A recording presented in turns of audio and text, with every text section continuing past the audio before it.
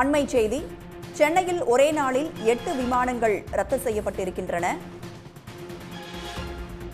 முன்னதாக அறிவிப்பு எதுவும் செய்யப்படாமல் இன்று திடீரென விமானங்கள் ரத்து செய்யப்பட்டுள்ளதால் பயணிகள் அவதிக்குள்ளாகி இருக்கிறார்கள். கூடுதல் விவரங்களோடு செய்தியாளர் ஜெய்சங்கர் நம்மோடு இணைந்திருக்கிறார். ஜெய்சங்கர், சென்னையில் ஒரே நாள்ல 8 விமானங்கள் ரத்து செய்யப்பட்டதற்கான காரணங்கள் என்ன? எந்தெந்த விமானங்கள்? பயணிகள் கூறுவது என்ன?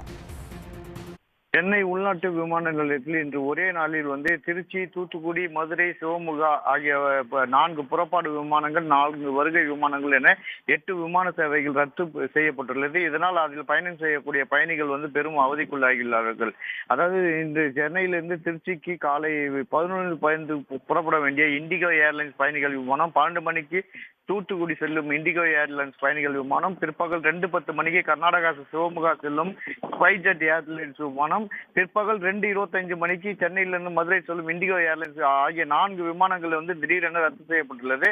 அதுபோல் அதே ஊர்களிலிருந்து சென்னைக்கு வர வேண்டிய விமானங்களும் மறுமார்க்கத்திலையும் ரத்து செய்யப்பட்டுள்ளது. இதனால் அதில் திடீரென பயணிகள் அது புக் செய்திருந்த சில பயணிகளும் சரி, அங்கிருந்து வர வேண்டிய பயணிகளும் சரி கடும் அவதிக்குள்ளாகிறார்கள். இது எந்தவித முன்னறிவிப்பும் இல்லாமல் திடீரென ரத்து செய்யப்பட்டதாக தெரிகிறது. இதனால் அந்த பயணிகள் தரப்பில் கடும் அவதியுற்றதாக தெரிவிக்கிறார்கள்.